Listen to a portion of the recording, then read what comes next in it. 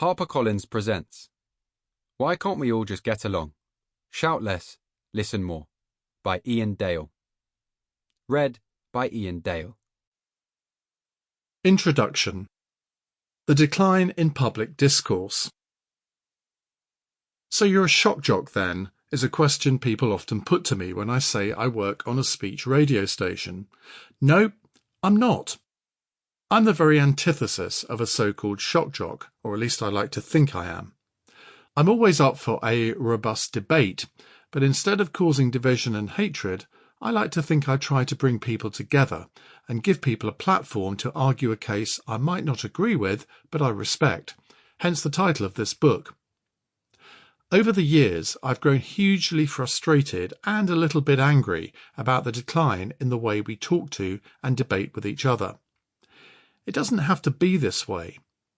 If only we could all exercise a little self-restraint and recognise the importance of politeness and mutual respect. It sounds so simple, doesn't it? It really is. We don't need to return to the days of deference, but it's within us all to behave better both online and offline. I include myself in that. How did we get here? Why has the internet and social media in particular exacerbated this growing trend towards rudeness and hatred? Those are two questions I want to explore in this book, as well as search for some answers. This is not an intellectual book, mainly because I'm not an intellectual and don't pretend to be one. It's written from experience, and it's written from the heart. It is about how we communicate with each other, but it's also a book that uses my life experiences to illustrate the themes I address. It's not an autobiography, but it is autobiographical. I've divided the book into 3 sections, broadly media, politics, and issues. In some chapters, I've adapted previous pieces of writing that I've done over the years and incorporated them into the narrative here. Rather fittingly, the inspiration for this book was a tweet. It was just before Christmas in 2018, and I said this. FYI, I'm very happy to engage in polite debate on any political issue. I probably respond more than most. However, if you call me a C*****T, use profane language, or insult me for no reason, I will mute or block you. No questions asked. You'd never dare say it to my face, so don't do it here.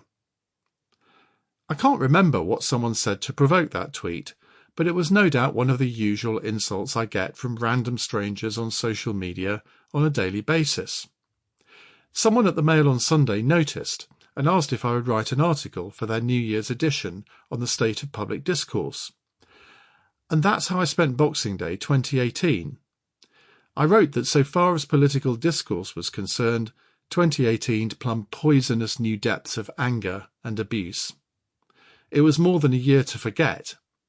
To borrow from a now familiar Brexit mantra, politics seemed to crash over a cliff into the waves of intolerance.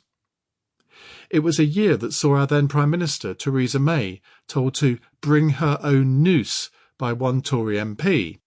Another warning that the moment is coming when the knife gets heated, stuck in her front and twisted. She'll be dead soon. It was a year when Boris Johnson mocked Muslim women who wore burqas for looking like letterboxes or bank robbers.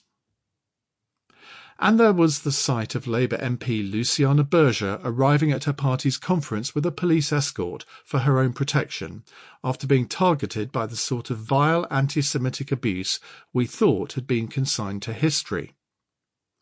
Yet what we heard and saw in public was mild compared with what went on behind the scenes, the private abuse our politicians reserved for each other, and the sort of thing I've encountered all too frequently as a political pundit and broadcaster on television and radio.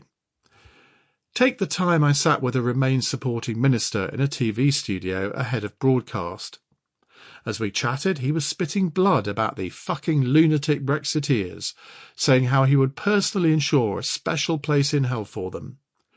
Minutes later, he was serenely explaining to the interviewer that the country must come together while he and his colleagues were working in tandem to provide a united government.